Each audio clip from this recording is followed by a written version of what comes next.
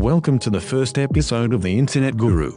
Don't forget to like and subscribe for more videos. AMA Reddit, Ask Me Anything. I'm Hasan Minhaj and I'm the host of Patriot Act on Netflix. AMA, have you ever been pressured by politicians, lobbyists, companies, etc. to not discuss a particular subject? The dairy farmers of America pressured me not to do an episode about how oat milk is better than regular milk. Clearly we didn't pay you enough.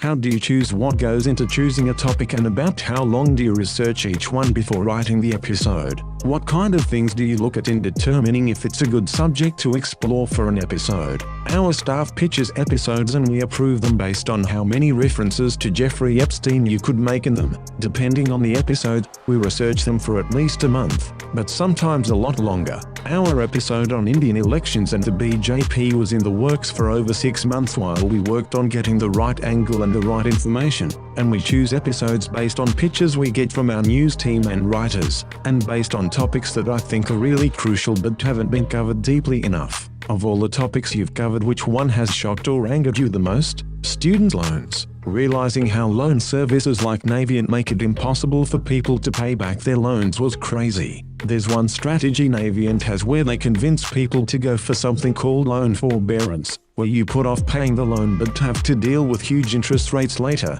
instead of something called an income-based repayment plan, which lets you have smaller monthly payments if you make less money.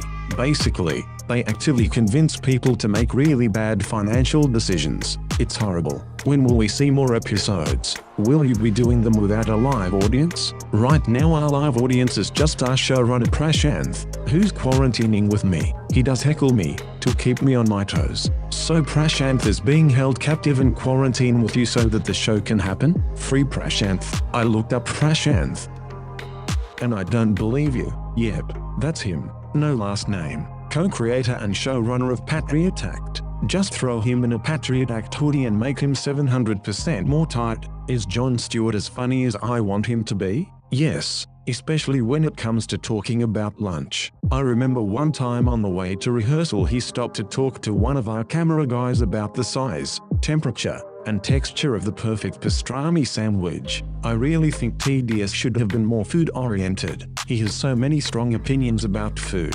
This was one of my all-time favorite J Stew moments on the show. Hey Hasan, what life advice would you give to the class of 2020 graduating in this difficult time? Stay true to yourself.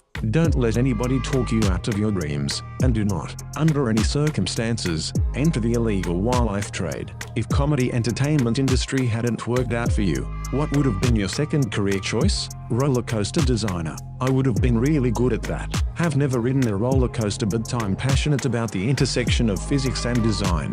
When you were preparing for the WHCA dinner, how far in advance did you know that Trump wasn't going to be in the audience? Did it change your act much? And if so, are there any jokes that you're particularly annoyed you didn't get to use? Also, I just saw that you're apparently doing it again this year with Kenan Thompson, so congratulations on that. There's a lot up in the air right now but I'm really excited to do it again this year. I don't want to give anything away, but it's gonna be really fun. Roti or naan, Paratha, come on now. Sometimes naan comes in and it's too thick and your naan to salan ratio is all off. Also, if you let it stay outside too long it calcifies like dinosaur bones. Paratha splits the difference between roti and naan. It's the middle way. It represents balance. Hi Hasan, excited for the new episodes of Patriot Act. I saw your interview with Justin Trudeau recently and it was exciting to see how you came ready to push the hard questions while still being a comedian.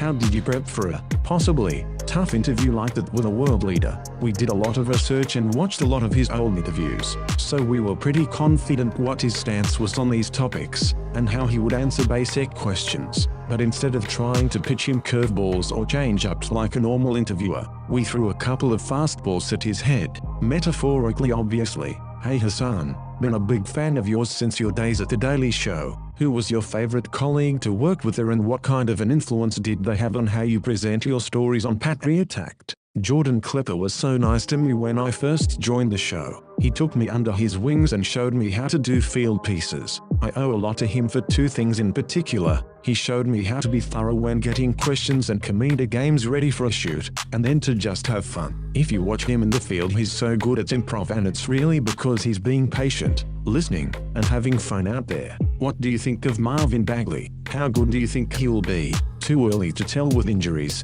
I just think he's got to slow down with the mixtapes. Sometimes I find myself wishing he was a Slovenian 6 feet 7 inches former EuroLeague MVP. Couldn't tell you why. Hey Hasan, love your show. If you had to choose one meal to eat every day for the rest of your life, what would you pick?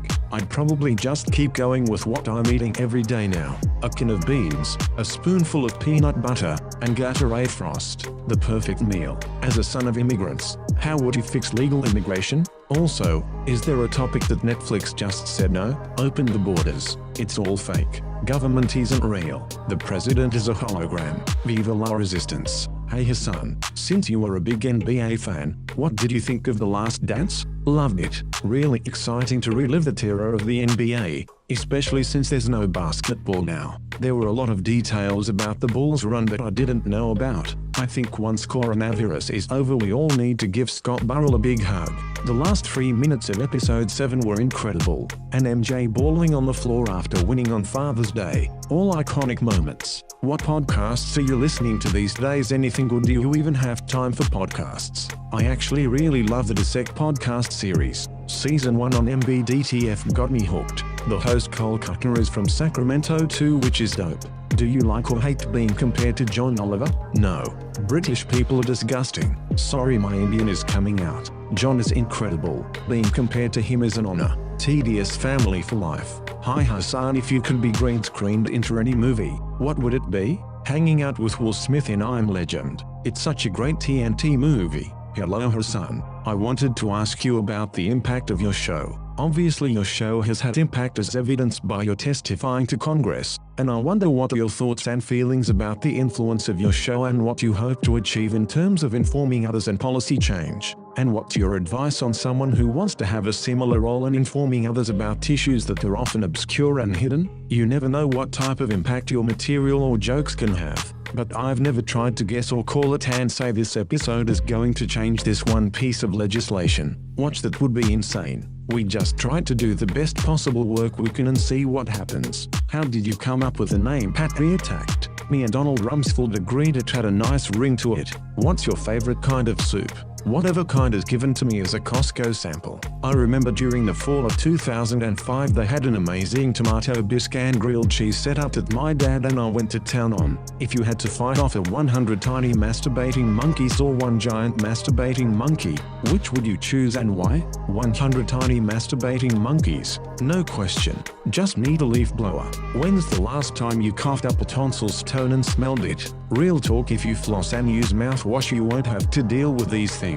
I could dedicate an entire episode of Patriot Act to tonsil stones. Where the hell do they come from? Hey Hasan, big fan here. Given how COVID-19 and the 2020 US election have been dominating both American and global news outlets for the past few months, what are some major ongoing events that you feel the media have the responsibility to be covering but don't, due to the likelihood they won't receive as many viewers or clicks as the two major stories of the year? It feels like these topics are drowning out stories and people that also deserve some attention. Our most recent episode on rent and evictions was something that I felt hadn't gotten enough coverage before the pandemic, and then it was actually exacerbated by it. But we actually set up the website, don'tgetkickedout.com, to help get out information that might not be that available but that could help people if they are having trouble with rent. Even before COVID, we tried to cover topics we think are novel and don't get a lot of airtime because, at face value, they aren't flashy or scandalous enough. The depressing reality is most things,